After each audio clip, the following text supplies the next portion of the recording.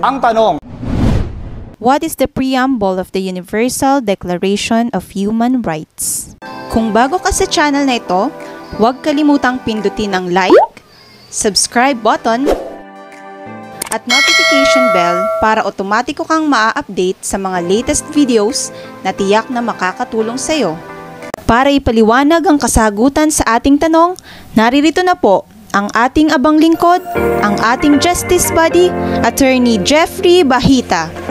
isang mapagpalang araw sa ating lahat. Ngayon, pag-aaralan natin ang Universal Declaration of Human Rights. Ang tanong, what is the Universal Declaration of Human Rights? James Mark. Your review authority. Pag sinabi nating universal, ibig sabihin applicable sa buong mundo. Applicable sa lahat ng tao, sa lahat ng sirkumstansya. According to www.un.org/n/Universal Declaration-Human-Rights, it is a milestone document in the history of human rights, drafted by representatives with different legal and cultural backgrounds from all regions of the world. The declaration was proclaimed by the United Nations General Assembly in Paris on December 10, 1948, as a common standard of achievements for all peoples and all nations. Ang Universal Declaration of Human Rights is a milestone document in the history of human rights. Bakit kaya naging milestone? Sa paggawa ng Universal Declaration of Human Rights, kinatawan ito ng iba't ibang mga legal minds at cultural minds or backgrounds sa iba't ibang panig ng daigdig para nga naman marepresenta yung kanilang kultura at ang kanilang batas. Tandaan natin, pagdating sa batas, territorial in character ang basic na karakteristik ng mga batas sa buong mundo. Ibig sabihin, may kanya-kanyang batas na posibleng iba sa ibang bansa. At ganun din pagdating sa kultura. Ang kultura ng Pilipinas, halimbawa, ay iba sa kultura ng ibang bansa. Kaya mas mabuti talaga na lahat ng rehiyon sa buong mundo ay kinatawan dito sa paggawa ng Universal Declaration of Human Rights. Kailan ba ito nagawa? The declaration was proclaimed by the United Nations General Assembly in Paris on December 10, 1948 through General Assembly Resolution 217A as a common standard of achievements for all peoples and all nations. James Mark. Your review authority. It sets out, for the first time, fundamental human rights to be universally protected, and it has been translated into over 500 languages. Kumbaga, for the very first time, sa unang pagkakataon, yung pinaka-basic or fundamental na karapatang pantao ay ginawang protektahan sa amang panig ng daigdig at ito ay na-translate sa higit 500 lingwahe sa buong mundo. Ngayon, pag-aralan natin ang preamble ng Universal Declaration of Human Rights. James Mark. Your review authority. The word preamble ay galing sa salitang preambulare. Ibig sabihin, to walk before. Kaya, bago yung Universal Declaration of Human Rights proper, meron munang panimula or introduction. Isa-isay natin to. James Mark. Your review authority. Ang sabi sa unang taludtod, whereas recognition of the inherent dignity and of the equal and inalienable rights of all members of the human family is the foundation of freedom, justice, and peace in the world.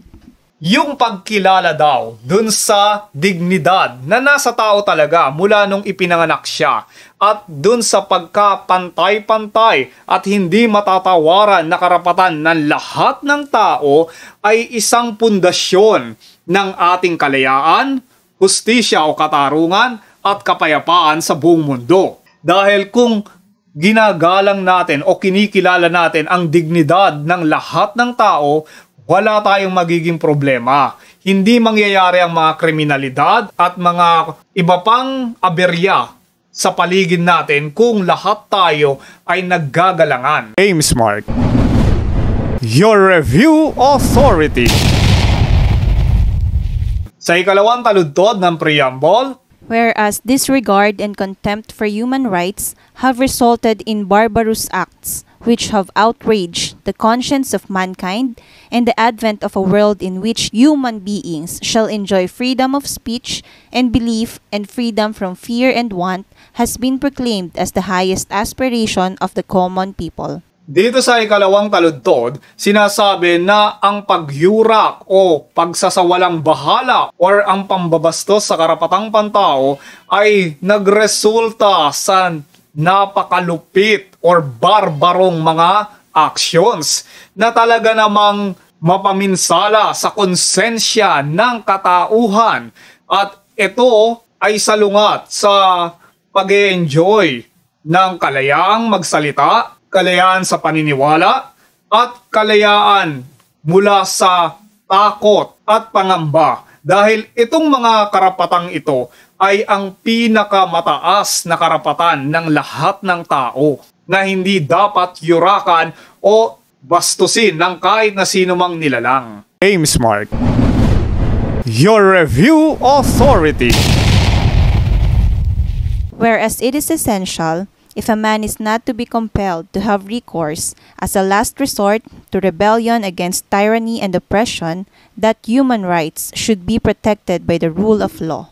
Sa ikatlong taludtod, sinasabi dito na hindi na dapat pinipilit pa ang mga tao na mag-resort sa paglaban sa pagmamalupit at panguusig ng walang kadahilanan, dahil kung ginagalang at hindi isinasantabi o niyuyurakan ang karapatang pantao, hindi ito magdudulot or pipilit sa mga tao na lumaban sa karahasan, dahil ang rule of law ang dapat manaig sa pandaigdigang kapayapaan. James Mark. Your Review Authority. Whereas it is essential to promote the development of friendly relations between nations. Sa ikaapat na taludtod, sinasabi dito na mas mabuti na ipromote ang magandang relasyon ng mga bansa sa buong mundo, dahil hindi naman dapat naglalaban o nagdidigmaan ang isang bansa laban sa isang bansa, ang kaharian sa bawat kaharian, kubagkus dapat nagkakasundo at namumuhay ng mapayapa. James Mark. Your Review Authority. Whereas the people of the United Nations have in the Charter reaffirmed their faith in fundamental human rights, in the dignity and worth of the human person, and in the equal rights of men and women, and have determined to promote social progress and better standards of life in larger freedom. Sa ikalimang taludtod, naniniwala ang kalipunan ng iba't ibang bansa sa buong mundo pagdating sa dignidad at halaga ng tao at ang pagkakapantay-pantay ng lalaki at babae sa mata ng batas, para mas magkaroon tayo ng mainam at mahusay na pamumuhay na pangkalahatan. James Mark. Your Review Authority. Whereas member states have pledged themselves to achieve, in cooperation with the United Nations, the promotion of universal respect for and observance of human rights and fundamental freedoms. Sa ika-6 na taludtod, ang lahat daw ng kasapi o ka-6 na mga bansa sa pakikipagtulungan ng ating United Nations ay nangangako na ipopromote nila, itutulak nila ang adhikain sa paggalang o pagrespeto sa karapatang pantao at sa kalayaan ng bawat bansa at ng bawat nilalang sa daigdig. James Mark. Your Review Authority. Whereas a common understanding of these rights and freedoms is of the greatest importance for the full realization of this pledge. Sa ika-7 taludtod, naniniwala sila na yung pagkakaintindi sa halaga ng mga karapatan at kalayaan ay pinakamahalaga para maisakatuparan ang pangako ng Universal Declaration of Human Rights. James Mark. Your Review Authority. Now, therefore, the General Assembly proclaims this Universal Declaration of Human Rights as a common standard of achievement for all people and all nations, to the end that every individual and every organ of society keeping his declaration constantly in mind. Ngayon, ang General Assembly ng ating United Nations ay pinoproklama ang Universal Declaration of Human Rights bilang common standard na dapat matupad ng lahat ng mga tao, ng lahat ng mga bansa, at dapat laging isa-isip ng bawat isa. Aim Smart, your review authority. Shall strive by teaching and education to promote respect for these rights and freedoms, and by progressive measures, national and international, to secure their universal and effective recognition and observance, both among the people of member states themselves and among the people of territories under their jurisdiction. May isa sa isip ito sa pamamagitan ng pagtuturo ng pagrespeto o paggalang sa lahat ng karapatan at kalayaan nakasaad dito para mapanatili at masiguro na magkakaroon ng pagkilala at paggalang or pag-observe ng lahat ng mga kaanib na bansa at lahat ng mga tao na nasa ilalim ng kanilang jurisdiksyon o poder. Nabitin ka ba sa ating talakayan? Panoorin mo ang iba pang videos ng ating Justice Body. Dahil ang sabi sa Kawikaan 13:20, ang nakikisama sa may unawa ay magiging matalino, ngunit ang kasama ng mangmang ay masusuong sa gulo.